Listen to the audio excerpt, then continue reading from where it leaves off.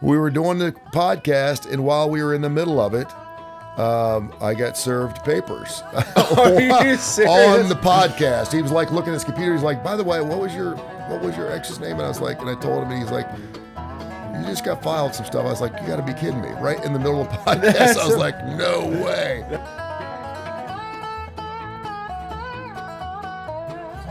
Today on the podcast, we have a Birmingham legend. He's been in all type of media in Birmingham. You've probably heard him on your airways, Mr. Tony Kurre. Thanks for coming in. What is up, my brother? Man, this is so fun for me because I have TKR, the Tony Kurre Radio Podcast Network. I do myself. I was telling you, I got like 18 shows, but I'm never on the receiving end. Yeah. I'm the giver. I'm the giver in the relationship. So to be receiving, this is fun for me because I didn't have to actually prepare for anything. I could just sit there and talk off my ass, and you ask me questions, and it's all on you. Exactly. If this sucks, it's on him, not me. I thought this was a good format too for me to get my comedic voice out there. Yeah. Well, you learn when you're doing an interview style show, you're just really asking questions. You're not You're not in the spotlight. But I've loved it so far, and I'm super excited to have you on here because you've been a part of a lot of car rides for me in my formative years.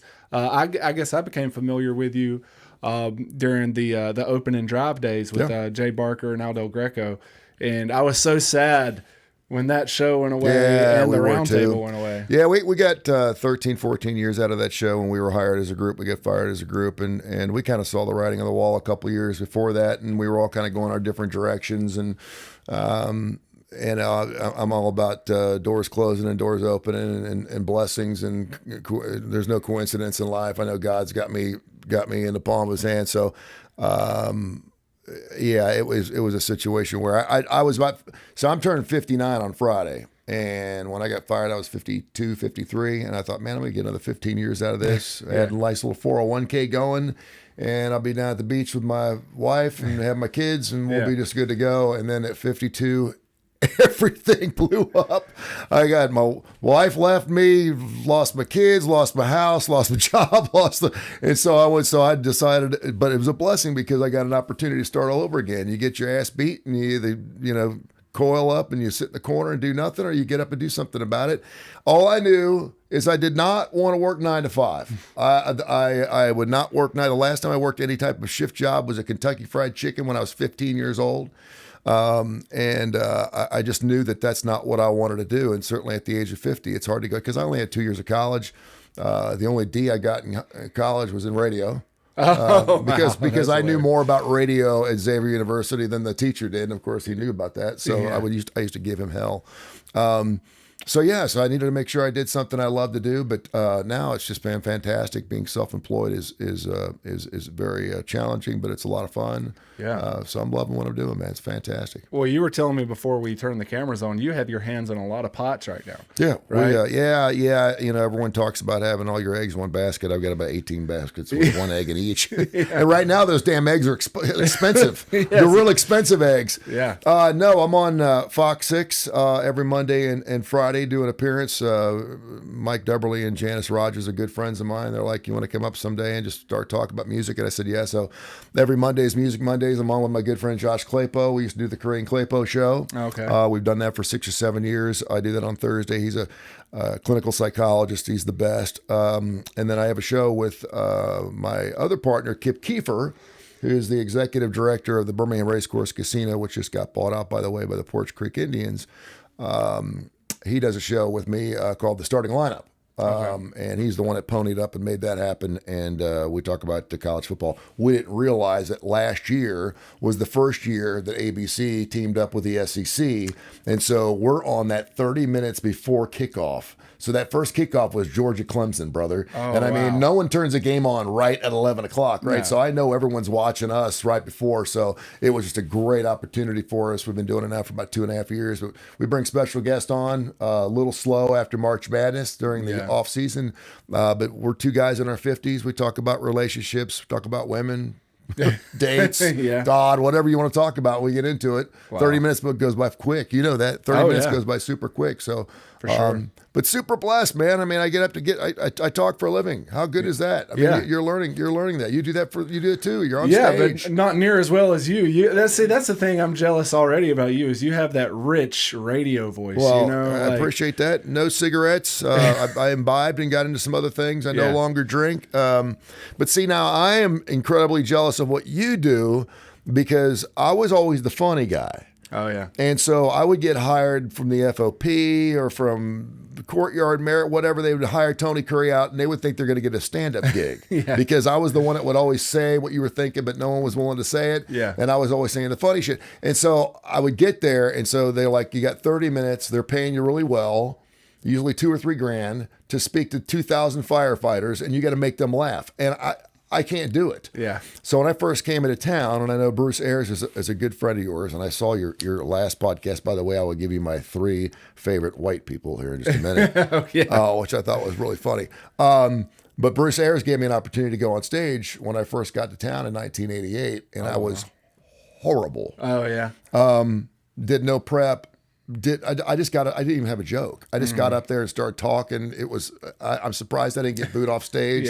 Stuff was being thrown at me. And from that point on, man, I've got a little bit of a fear phobia. To do stand up is really scary as shit. I mean, it is scary stuff. There's a lot more that goes into it than people realize. You know, a lot of people do have that misconception of we're just going up there and riffing, but you know, it's a long process of writing, trying the material out, cutting material down. So it's funny you bring that up too, because there's another Jocks guy from back in the day who did a set at the Stardome. Do you remember when they did the bracket challenge? Jim Dunaway. Mm-hmm. And apparently he was only supposed to do like 5 minutes, and he completely blew his light and did like 20 minutes. Yeah. I would have loved to have been there to see that, because that is hilarious. That should tell you how hard it is, because he lost the bet and he had to go do stand-up. It's one thing to get up in front of a group and tell your story. It's another getting paid to be funny. I mean, I've done a lot of things where I've done charity events and stuff like that. If I could throw a couple of jokes out, that's great. I was just the master of ceremonies at Our Lady of the Valley. It's the biggest Catholic church in the Archdiocese this past Saturday night, raising money for their school. And so if I'm funny there, that's great. Yeah. You know, but when you're getting paid to be funny like you are, I mean, I don't know. We don't like rejection, brother. We don't like and when you get rejected by crowd. But I will say this: when you get some laughs going and you're rolling and your timing's on, there's nothing better, man. Nothing what better. A high. Yeah, it's great. And I tend to think if you would have stuck with it, you would be really good, because you seem naturally. I think anybody who would watch this or hang out with you more than 5 minutes, like we already have, you would. You know, there's that natural comedy there. That I've considered doing that, and I know that it starts with writing down jokes, and a lot of it has to do with your delivery. Obviously, I've seen a lot of people that are just. I just saw Roy Wood Jr. on Fox 6 yesterday morning, and he was doing a guest shot while I was up there, and funny. I mean, he just looks funny. You just look at him, and he's just a funny guy. And no matter what he says, it comes out funny. Some people really have to work for it. Yeah, well, comedy comes in so many different vehicles too. Like I had a buddy on the podcast not too long ago. He doesn't really do comedy. He isn't interested in writing, but he's just a guy. Yeah. And he told a story that probably one of the best clips I've had on TikTok and Instagram of him pranking Rick Carly. So Rick Carly had put out a Facebook post saying, "Hey, if you caught any big fish lately, send it in. We'll put you on the news." So my buddy Googled something like world record bass and sent him a picture of this huge bass, sent it in to Rick Carly, told him it was 24 pounds and that he caught it at Lake Eufaula. And Rick put it up on the news and everything, and like the conservation board was calling. Oh, man, that's hilarious. We have a reward for this guy, and then finally it got around to Rick Carly, which Rick Carly's beloved in Alabama too. But used to live in my neighborhood. Oh, really? Yeah, I lived out on Heatherwood. Sure did. Saw Rick up at the Publix there at the corner of Valleydale. I still see him up there every once in a while. Oh yeah. Well, Heatherwood, wasn't there a golf course out there too? There was. Yeah. There was a golf course 3 times. Oh, yeah. And they closed it, and they opened it, and they closed it, and they opened it, and then the homeowners association bought it. Someone bought it from them. They put about $4 or $5 million into it, cut down a lot of trees because it was really thin. Yeah. And we just went for the pool. Oh yeah. And now it's closed again, but it's got to be a golf course for the rest of its life. I think it was like $200,000 for the whole shoot and shebang, and I'm like, wow, $200,000 for that whole thing, but you got to keep it a golf course. Yeah. So it's a hell of a walking trail. Yeah, there's a lot of upkeep people don't realize because the golf course always plays Mountain View right over, and it's 27 holes, and it came up for sale probably 10 years ago now, and some people I know bought it at auction, and you go into that and you think that's such a good idea, and then the amount of work and upkeep it takes every day. It's crazy. Yeah, I had a friend of mine that owned a private club, and did the best he could. Had a swimming pool, the whole 9 yards, the liability and everything that goes involved with that. But I mean, every single day it was a water main break, or there was some type of insecticide getting on his greens or whatever. I mean, it was always something. But I mean, we had it really good there for a while. Then Tiger Woods came on board and kind of screwed everything up because all of a sudden everyone thought you could make a dime opening a golf course. We had Altadena closing, we had that closing, we had this closing. Yeah. But yeah, it's all good. Yeah, that's my favorite golf course ever was Eagle Point out on 280, and then they turned that. I guess they developed that. And built talk about a hard course to play. So who? I promised myself I wasn't going to do this, but you're fine. I'm asking you questions. So who are some of your favorite comedians? My favorite comedian ever, and I watch him just endlessly on YouTube now, was Norm Macdonald. Norm Macdonald, yeah. I loved his weekend update. I've actually tried to do my own little weekend update things here. Funniest dude, man. Had a stand-up. He had a television show that I thought was fantastic. Did not get well received, and of course, the way he left us was just heartbreaking. Terrible. Didn't tell anybody. But very Norm Macdonald style too. Like that having cancer for 11 years. Funny guy, man. But it's funny watching his specials and even his podcasts now, knowing he had cancer. He talked about death a lot, and I think that was something. So to go through that and not tell anybody, but still have the genius to talk about it on stage and get people to laugh. Like, dude, by far, I love Norm Macdonald. Bernie Mac's up there for me. Yeah. That first Kings of Comedy special that came out on DVD back in the 90s. I watched that so many times. So, but Norm's really it's just, I really respect somebody who can write a joke, go up, tell it, deliver it, and it doesn't have to be a lot of theatrics, not overly physical comedy or anything. Mm-hmm. He's just telling a joke and killing. So what's really amazing about comedians to me, and I got a chance to interview a lot of them because I'm good friends with Bruce, and we did a lot of stuff with the Comedy Club. But I used to play golf with Rodney Carrington, Ron White when he came to town, when the Blue Collar Tour came in, Jeff and all those guys. But it was so funny because you just think that because you're funny on stage and you get paid to be funny on stage that you're funny all the time. Oh, yeah. And people don't understand that you're not funny all the time. When we were doing Jocks, we'd have comedians on, and I'd say, hey, listen, tell me what you want me to ask you. Set you up. Because if you say, hey, saw you on tour, how's it going? You don't allow them to open their own box. You have to open the box for them and then just let them go, and they start their spiel. But if a comedian would ever come on and say, I don't need anything, they were going to suck. Oh, yeah. Because we listen to comedians on the radio to make us laugh. We don't care about your daughter. We don't care about where you're traveling or you just bought a new, RV or whatever. Yeah. We want to hear the funny stuff, I've met so many comedians that you would think, famous comedians too, like you were talking about, that are just so dry or antisocial when they're not on stage. It really does. And you notice that on another guy I love. He's not really known for stand-up, but late night talk show stuff, Conan O'Brien. It's fantastic. The Oscars. I love him. I think he's hilarious. I think he's great. Funny. But great writer. He was great about that, about asking and probably coordinating before to bring out the best in those type of people in those situations where it's not as natural as being on stage to them. And it's crazy, man. I've heard a lot of people are like that. Tell me a joke. Oh, that's the worst. Yeah, people will say something. say your call letters. Talk about a business or something. It's what I'm always impressed with you guys is the natural ability to just segue right into an ad read. Yeah. That Cole Kubelik, I'll say that. I don't listen to a lot of Jocks anymore. Yeah. Cole Kubelik's really good at that. Mm-hmm. But y'all guys, Open and Drive and Roundtable was my thing back in the day. Yeah. And the way y'all would just go right into, Ox Water Foundation or whatever it could be, like that always really impressed me. We got paid to do those things, so we could always move into talking about whatever we had to do and make it sound like we really cared. And make it sound like we actually used their see now that I got my own thing on TKR.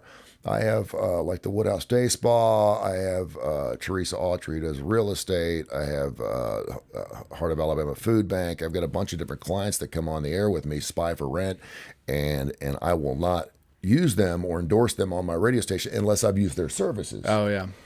Because I don't feel right talking about a car dealer unless I'm driving one of their vehicles. I think it's bull ass. You know? So whenever you hear one of my clients, you're like, really, you use that? You use Spy for Rent? I say, yeah, absolutely, I do. So that's important for me when you're talking about clients and stuff like that. I think it's important that you actually use their services in order to talk about them. Yeah. Our mutual friend Matt Butts across the way over here, a lawyer, he actually was telling me about the Spy for Rent. His office is here, right? Yeah, it's just right across. He was bringing a client in as you were walking in. So I hope maybe they'll be finished up and I can, because I don't think y'all have met in person, but you've had them on your podcast. Yeah, right? We did a podcast on Spy for Rent with Kurre. And we were doing the podcast, and while we were in the middle of it, I got served papers Are you serious? on the podcast. He was like looking at his computer. He's like, by the way, what was your ex's name? And I was like, and I told him, and he's like, you just got filed some stuff. I was like, you got to be kidding me. Right in the middle of the podcast. I was like, no way. That's a great clip though, if you could send it out. So I actually knew about that before it actually, before someone came to the house and filed records on me. But and I hate to hear that about your divorce and your kids, because I was reading that I guess you and your ex, you adopted two boys. Two boys. Right? Yeah, we got Santo, who's going to turn 21 this year, and then we have a special needs son, Xavier. He'll turn 18 in June. Well, that's amazing, one, that you did that, but that also led you to, and don't let me mess up the name, the Bright House Foundation. Bright House Foundation, yeah. We don't do that anymore. When we separated, my wife, my ex, decided she wanted to take that over, and so I'll help her in any way I possibly can with the Bright House Foundation. I don't know what she does with it. But it served a good purpose for about 10 or 15 years. We raised, I think, nearly $500,000.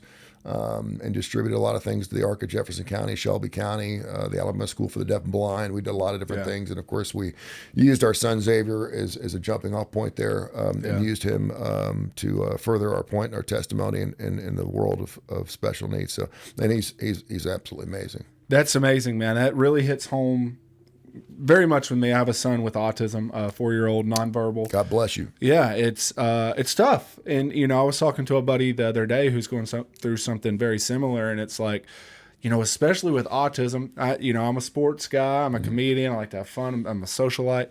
And so you have all these plans when you hear you're going to have a boy. And with autism, you don't really know right off the bat. Yeah. And then you start seeing your friends' kids hit milestones that yours is not. And then you kind of like get to a point now where it's like you have to mourn the life you thought you were going to have with your child and welcome in this new life. And that transition can be very tough on people. You can't overthink it, and you can't think too much about it. And I remember we got him, we went to Guatemala almost 2 years to the day when we got his brother, not biological brothers, and we knew we didn't know that he had special needs. Yeah. By the males and the pictures we got, he looked typical. And so the minute I set eyes on him, I knew what we were in for, and it just broke my heart. The thing that was amazing is you go to the embassy and you sit in this small room, and they are supposed to share the health records with you. Well, all of his health records have burned up, and they ask you get a chance to back out. That's for anyone you adopt. Yeah. If you, for whatever reason, and I couldn't believe how many people said, "Well, why did you take him anyway?" And I was like, oh my gosh. Yeah. I mean, the minute you know he's yours, I mean, that's the beginning of the love affair, right? Yeah. And I said, oh, no, that's I wanted him even more after that. But unconditional. But he's amazing. Yeah. But you talk about those milestones. We were out playing ball in our driveway 2 days ago, and he caught a football for the first time. Wow. My son's legally blind. Yeah. Wow. So, I'm throwing a football, and of course, if I miss, it hits him in the face. Yeah. He's a go-getter. He's a tough guy. But so I had to be really careful on how I threw the ball. So I just kept getting it closer and then farther away to the point where he could start grasping it and holding the football. Yeah. He can make baskets. He can do basically everything. It's amazing when you don't have one of your senses how you make up with it with your other four. Oh yeah. And certainly, and my boy's also on the spectrum of autism. So he's got a little bit. He's epidemic. He's got all kinds of stuff. Epilepsy. He's got all kinds of things and brain damage and everything else. But what a blessing and what a absolute joy you will have. How old's your son? 4. Oh man, you are. I have a 3-year-old and a 4-year-old, 2 big boys. You are going to have so much fun. Yeah. You're going to have. I mean, it's what a joy. And then if God's funny, He'll bless you with a daughter when you're 43. Gosh, I don't 43 know, years old, man. My daughter today says, "Dad, how old are you going to be when I'm allowed to start dating?" And I went, and I started doing the math, and I went, 76? Is that right? 76? Because she's 13 at 17. I was like, you won't be able to date till you're 30, so I'll be 7. I thought, holy crap, I'm going to be Mick Jagger by the time I'm going to let my daughter, she's like, you're not going to have grandchildren unless you let me start dating early. So, Wow. But yeah, that was God's way of getting back to me for all the years how I treated women, I guess. Well, listen, 43 years old, and a little girl comes along because girls, man, are like just so, oh my gosh. I do not have a girl. Obviously, all my friends are girl dads, and they just talk about how like it just completely rocks you and changes your life. Because I guess like as a guy, you don't ever, some do, but you don't picture, when I have a little girl. Dude, they will own you for all the shitty things I did to women. And I didn't mean to. I was just insecure. I was an idiot. Same. I was just dumb. I mean, I would chase the cat, and then the minute I'd find it, I'd let it go and act like I didn't even know what it was. I was probably the king ghoster back in the 70s and 80s. But when you get that daughter, you're like trying to make up for all the bad things you did. Yeah. And so you want to treat her like a man really should treat a girl. Mm-hmm. And so she's like, and she's told me, I said, you have expensive tastes. And she goes, I have very good taste, not expensive taste. But yeah, we have a filet once a week. When she comes over, I make her a filet. Oh, wow. I hold the door open for her. Yeah. We do every father-daughter dance we could possibly get our hands on too. We still have daughter and father date night, stuff like that. But man, she absolutely, and now she's going through that thing with, her body's changing that I don't know a whole lot about. And so some of her motherisms are coming out. Sometimes I'll look at her and I'll actually see my ex, which scares the hell out of me. And I'll go, what'd you just say? And she'll say something. I'll go, oh my gosh. And I'll start shaking. I'll get goosebumps on my arms. I'll feel like I just walked in the door at 4:00 in the morning and she's going to whip my ass.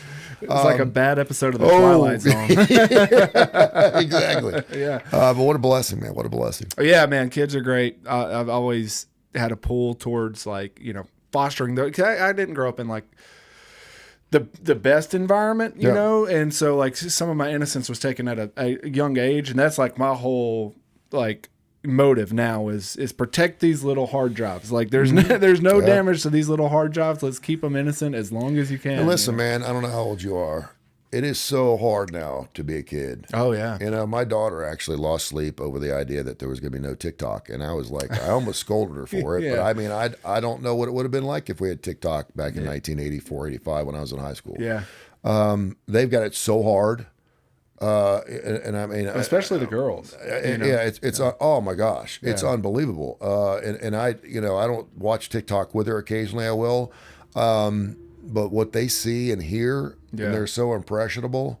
Girls just have a tough period. God love you, girls. The fact that you wear high heels for us, God love you. I mean, I know they're not wearing it for other women, but I mean, to cram your toes inside shoes like that for 30 years of your life, I would never do it. I mean, I don't get it. Yeah.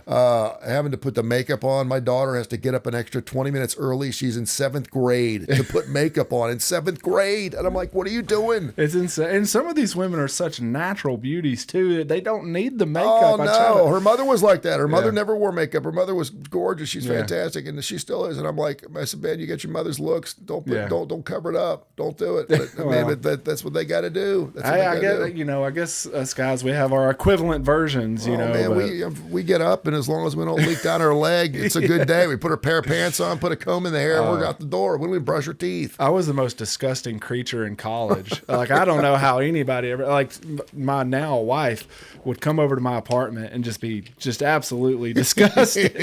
I would get so lazy, I would piss in a water bottle just so I didn't have to get out of bed to go use the bathroom, and I'd throw it away the next day.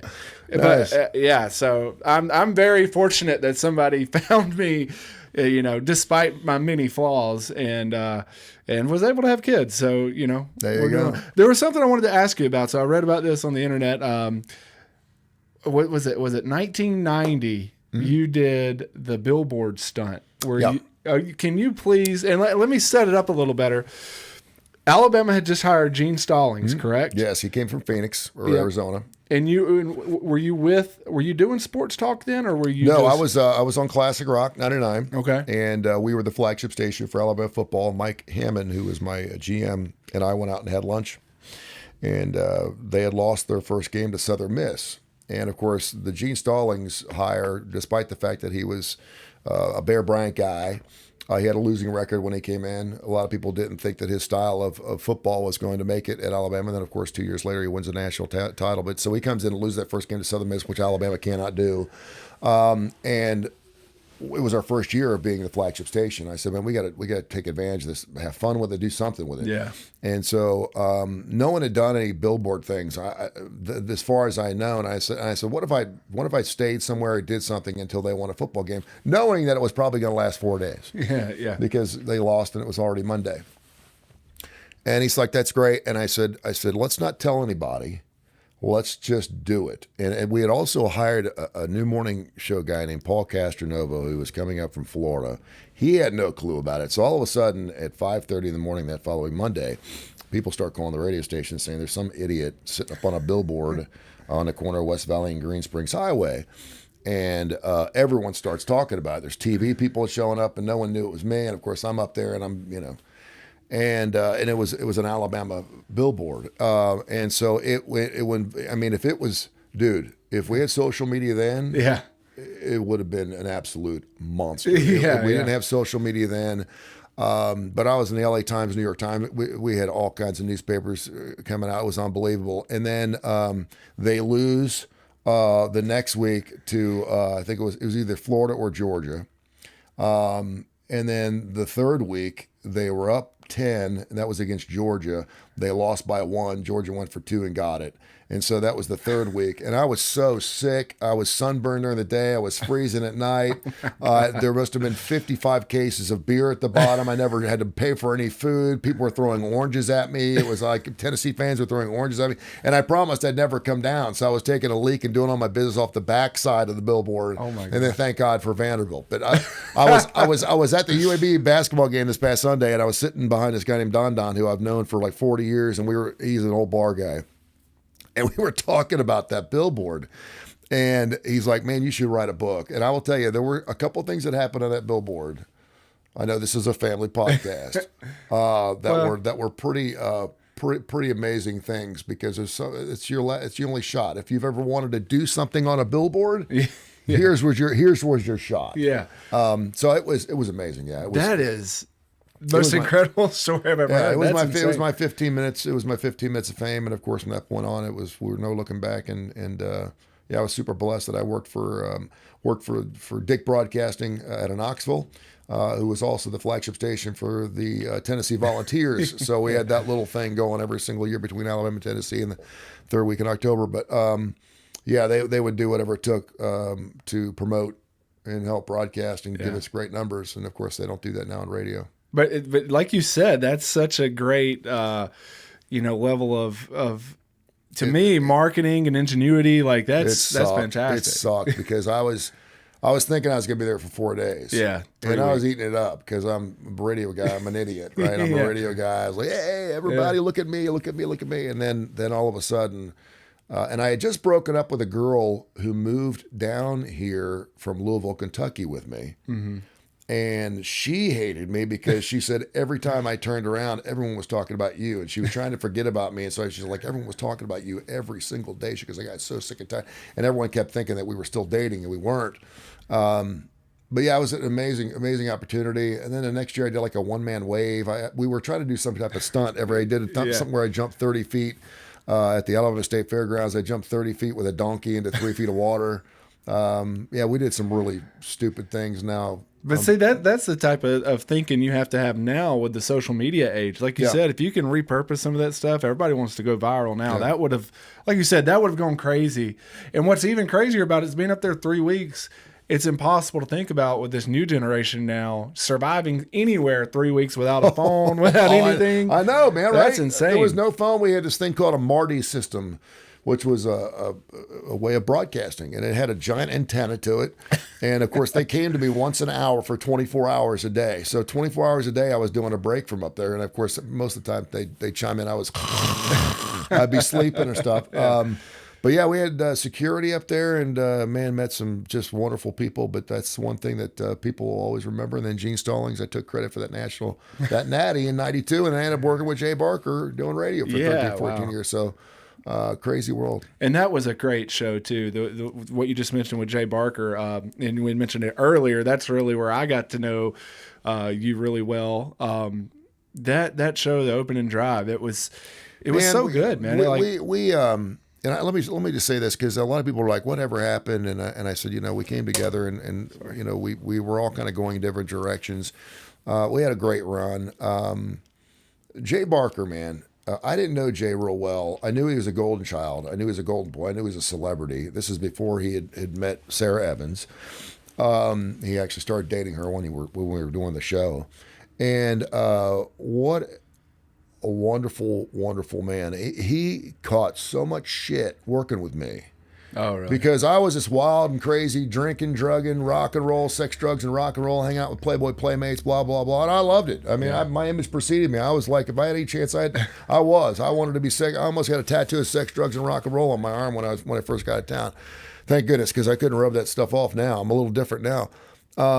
But people were giving him such a hard time for working with a guy like me. Yeah. And I'd only gotten the opportunity because I was doing some stuff with one of the roundtable guys, and he had set a tape off to ESPN, and ESPN had heard it, and they flew me up and gave me an opportunity to take a job up there at ESPN. That was one of those things where I'm puking in the parking lot. I'm like, what am I doing? Because I'm not a sports guy. I was a rock and roll guy. Next thing you know, I'm at the worldwide leader, and they're offering me a job at ESPN.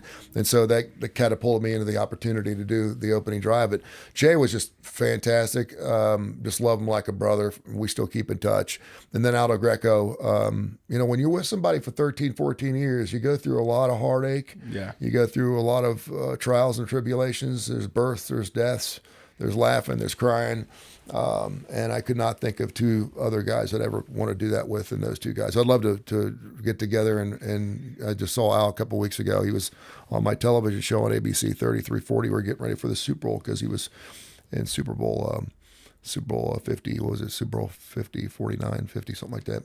But yeah, just two great guys, man. I was so blessed. And for them to put up with me, like I said, we went through a lot together, so it was good. Yeah. Well, amazing show, and it really through kind of the glory years of Alabama too, where that run that Saban had coming in 08, 09, winning the national championship, and then continuing through the 2010s. Yeah, we started the show. Jay was the last national championship quarterback. Yeah. So that should tell you something. It's been almost 10 years. Yeah, and then that run catapulted so many sports personalities in Alabama. Obviously, that took Feinbaum to the next level. Yep. But then your two shows in particular, Opening Drive, and then the Roundtable guys. They're doing their own thing now with what's it called now? The Next Round. The Next Round, yes. Yeah. And so that was just really cool to see. And now I hate it because now it seems like Saban's retired and DeBoer's here, and we have a great season. That attention's kind of going away. I hate that for the new radio guys, but I think McElroy and Kublik they're doing fine. Yeah, So I think they're doing okay, man. But yeah, those are some. And for me, like I said, very formative years. So like that was such a cool time. Could you imagine Alabama fans? Could you imagine going 10 years now without a national championship? We might be in for it. We might be in for it. No, I mean, four lost years aren't going to get it done, right? That was rough. So we have the legend, who of course is one of the biggest Alabama idiots on the face of the earth. He's on our TV show on Saturdays, and last year was a tough year for him to see them lose 4 times. And of course, the Oklahoma loss was the one game where everyone was like, "What in the world are we doing?" Because they win that game. Oh, yeah. They get in every year when there's 4 teams. Now all of a sudden we have 12, and you can't get in. It's so crazy. The dance, yeah, so crazy. And with NIL and stuff, everybody kind of goes to that, but it really has put a little bit of a stain on it. And for me, I when Tua left Alabama and went to the Dolphins, I was a huge Tua guy. Yeah. So I followed him to the Dolphins, and I've pretty much gotten more into the NFL the last 4 or 5 years, which is blasphemous to say in Alabama. Okay. But it's hard to follow now because you get attached to certain people, and now they're gone.